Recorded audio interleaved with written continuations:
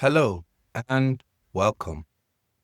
I'm Teacher Troy and I am an English teacher. I'm here today to speak to you in a way that's simple and easy to understand. Comprehensible input. What is comprehensible input? It is when a native speaker, like me, speaks to you in a manner you can understand easily and advance your English learning. Today's podcast is the second podcast, episode number 2. Transportation. Yes, transportation. Like getting on the bus, taking a train, riding a bike, or even driving a car. Today's podcast is specifically around the vocabulary of transportation. Going to speak in a slow manner so we can understand English together. Are you guys ready? Let's go. All right. We're going to talk about it in a way. We're going to talk about it, though, in a really different way because I'm going to compare different countries because I grew up in Canada and I moved to Spain and lived there for about a year, and then I moved to France. And I've traveled all throughout America, so I understand the transportation system in the Americas and also here in Europe. Let's start from the beginning of transportation. A bike. Ou un vélo. I used to ride my bike with my friends to the city center. And when we went to the city center, we would go shopping, go to the movies, and this was my first encounter with transportation. It was a bike. Then, as I grew older, I started wanting to have a license, a driver's license. And in Canada, much like a lot of places in the world, you can get your driver's license at 16. So, got my driver's license. I eventually got a car, and that was the second way of transportation, a bike and then a car. In Canada and in America also, the transportation system, like trains, buses, subway systems, they're not really advanced. It's like they're stuck in the past, not really developed, especially in Canada. And yes, the subway systems are developed in big cities in America and also in Canada. But the moment you leave a big city, you're no longer connected to any subway system or train stations or train system. Train system in America and Canada, it's horrible compared to the train system here in Europe. So in your teenage years in Canada, you aspire to get a new car. But here in Europe, you can get away with taking the train or taking le métro, or even to get across all of France, you can take the train and it's not necessarily going to take you I guess, weeks. I think another good reason for that is because it's so much bigger, America, compared to Europe. If you like Texas, big, or even Ontario, or Quebec or Ontario, big provinces in Canada, they're almost as big as provinces and states, almost as big as countries, or bigger than countries in Europe. So I think that's a disconnect between people who haven't traveled to America or who haven't traveled to Europe. Europe is so small. I live in Antibes, for example, and you can drive all the way to Italy, and that would take you about 40 minutes. Between this drive, you would run into Antibes, then Villeneuve-Loubet, then qu'est-ce, then Nice, then Aix-sur-Mer. Voila. You run into a lot of different, I guess, cities just driving 40 minutes. It's not the same in America or Canada. I'm from a city in Brampton. From a city in Ontario. It's called Brampton. And you can drive through Brampton, but that might take you 1 hour or maybe even an hour and a half if traffic is heavy.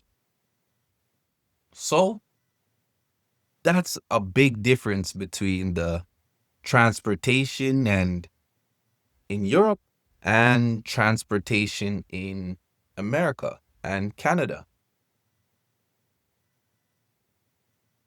Yeah. It's easier to get around in Europe. Very good English vocabulaire. Get around, to move one place to another place. That's the main thing I dislike about getting around in America. The transportation system, train system, it is horrible. But what I hate about getting around in Europe are the roads in Europe are so small.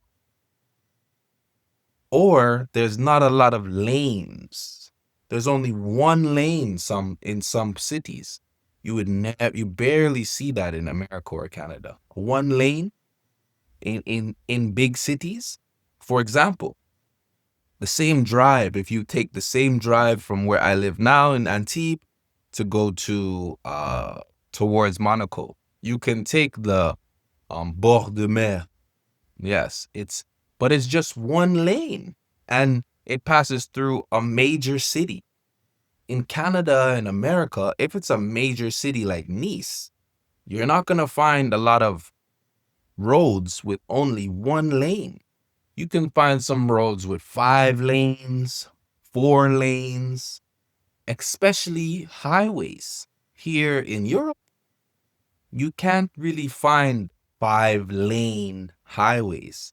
The most you'll find is 3-lane highways, and majority of them are not even 3. Majority of them are 2-lane highways. So that is something I dislike about getting around and the transportation in Europe. It's the roads. Yeah. Other modes of transportation is I dislike in Canada and not Canada. Canada, I dislike this the most. It's the worst out of the 3 places that I've experienced: America, Canada, and Europe. America, the flights. So to get on a plane, fly from New York to maybe Los Angeles, it's not too expensive. Maybe you can find it for under 100 euros. In Canada, if you want to fly from one city to another city, it is very expensive. It's very expensive to travel on a plane in Canada. Europe is very easy, and it's not very expensive to travel from one city to another city in Europe. You can, much like America, under 100 euros, maybe 120 euros, you can find a flight to get from one city to another city. Major thing I dislike is the flights and the flight systems in Canada. Europe, I love it. You can fly for cheap and you can visit a lot of different countries in a little bit of time, because like we said before, Europe is just so much smaller than the Americas. Next mode of transportation. I've taken the train very often in my life. Even in Canada, I took the train from a province. So a province in Canada is like a state. I took a train from Ontario from Ontario, where Toronto is, to all the way to the east to Nova Scotia, and that train took 18 hours. Yes, I'll say it again. 18 hours that train took. The trains in Canada and in America are very uncomfortable. I'm a decently tall guy. I'm 1 meter 91 centimeters. And sitting in a train in Europe, it's not bad. I can stretch out my legs. Often there's a charger so I can charge my phone. It's a lot more relaxing. Train moves a lot faster, so it feels like I'm getting somewhere. But in America and Canada, high-speed trains are not a thing. They don't exist. We don't really have high-speed trains in America and Canada.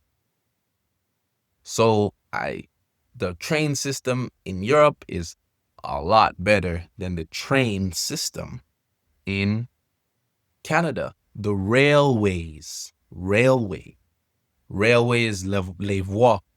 The railways system in France is a lot more, how could I say this? It's a lot more, there are a lot more railways in the railway system. There's railway systems from little cities to big cities, from big cities to little cities, and they're efficient and fast. In Canada and America, it's not the same thing. It's not as developed as it is in Europe. So the train system, I would have to say Canada and America, it's a no-no. Other modes of transportation I've taken. Boats. Let's compare some boating experiences in Canada and America versus boating experiences in Europe. I guess in terms of, I'm from Canada. In terms of availability, meaning you can go boating, the weather's nice, the lake isn't frozen, or other things in that manner. So, boating experience in Canada is short. You can only boat from July and August, and then there's not a lot of boats passing on the lakes or after those time periods. Yes, in the summertime you can get a good boating experience, good fishing experience if you like to fish. That's another difference. In America and Canada, there's that fishing culture, and I haven't experienced that in Europe. So to go on a boat and just fish. Normally, boats in Canada and America are for fishing or for hunting, things of this manner. I guess that culture isn't as prominent in Europe. So it's interesting. And also croisières, cruises. Cruises in America are cruises in America and cruises in Europe are relatively the same. You get the same experience. One is not more expensive than the other. I think because cruises is a more of an international business. So everybody in the world knows what a cruise is, and the experiences in different places are relatively the same. Other than the change of culture and change of countries, but I'm talking about the actual transportation experience. It's relatively the same. Cruises. Um, Modes of transportation. Another thing that is different between Europe and Canada is this new technology. In America, in Canada, self-driving cars are more prominent. You can see them on a daily basis. You go outside, you see cars driving themselves. Here in Europe, I still haven't seen it once. I've been living here since 2020 and I haven't seen any self-driving cars in Europe. So I think it's because the legislation for new technologies is a lot harder to pass in Europe. There's a lot more hoops to jump through. It's an English expression, means there's a lot of roadblocks, or there's a lot of blockages on the way. Yeah. So in Europe, I think in terms of self-driving cars, or it's different in that aspect. I haven't seen it. This technology is foreign in Europe. Other modes of transportation in Europe.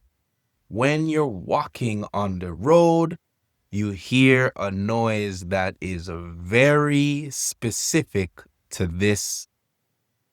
Europe. It's the sound of the moto. Yeah, the scooter.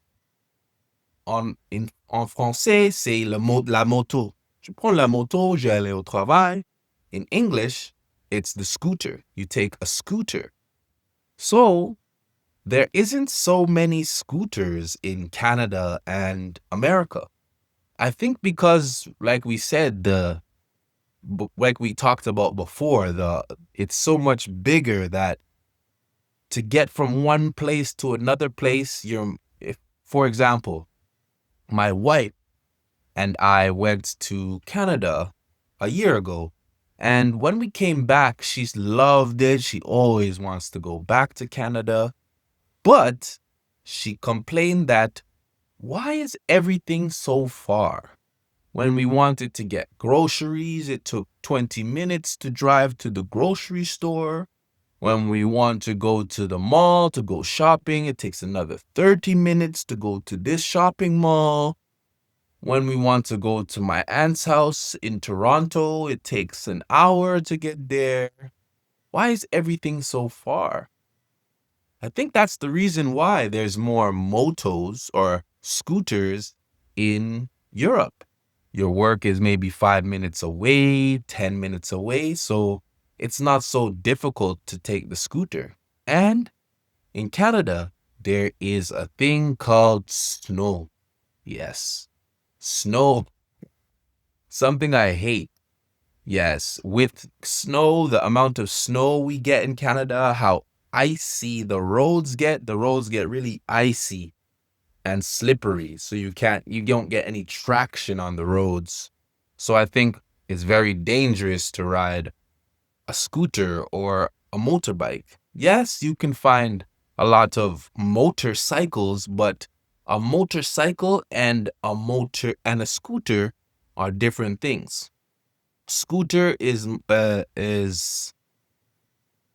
uh, a scooter is not the same as a motorcycle. And voila.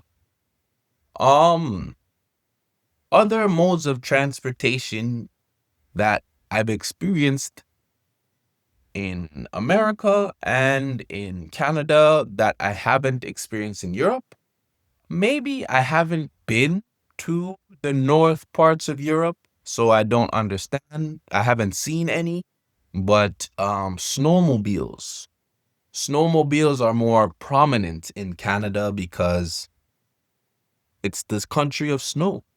So that's another mode of transportation I see more prominent in Canada and less prominent in Europe. But that's a given. Yeah, another very useful English saying. That's a given. Yeah, it's a given. It's sure. That's a given. Very useful English phrase. And what do you guys think? Do you guys have any comments on what's the difference between travel in other parts of the world? I'm just talking about my personal experiences. If you guys have any, maybe some of my fellas from Africa, or maybe you're from another country, all and yeah. All right. Next mode of transportation. Buses. The bus, the system for buses in America and the system for buses in Europe are the same. Terrible. The only thing I will say about that's less terrible is in Europe, it's less expensive. And also in America, it's less expensive. Canada, the bus is expensive. So that's the main difference. But me personally, I don't like the busing systems. Like, for example, in Europe, you have things like flexibus. In Canada and America, you have the Greyhound bus, or and those buses go for long distances. If you've ever taken any of these buses, you know it is a hassle. If you have a lot of bags, it's a hassle. The bus drives terribly slow on the highways. Nine nine times out of 10, it's a little bit dirty, a little bit smelly on these buses. So it's not a good experience, I don't think, these flexi buses or Greyhound buses anywhere in the world. I think this is the one system we as humanity need to work on, the busing system. It is horrible.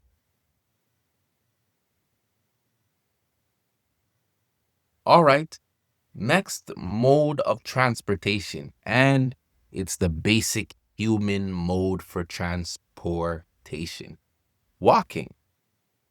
Walking as a pedestrian in America or Canada is dangerous. Yes, dangerous.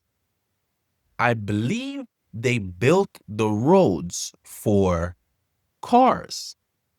And in Europe, because the culture is much older, they built the roads and the routes for walking.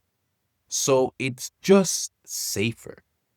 For example, in Europe, for example, if you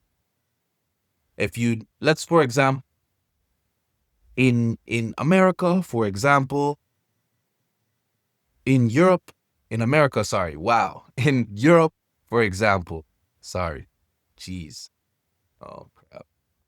All right, in Europe, for example, the cars will stop for you. If you're walking and you're trying to cross the street, trying to cross the street, the car will stop for you and let you pass.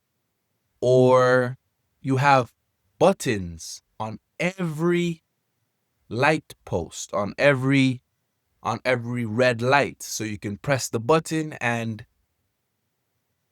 eventually the light will turn green.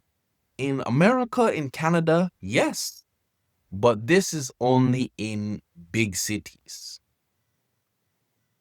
In Europe, it seems a lot safer to walk as a pedestrian.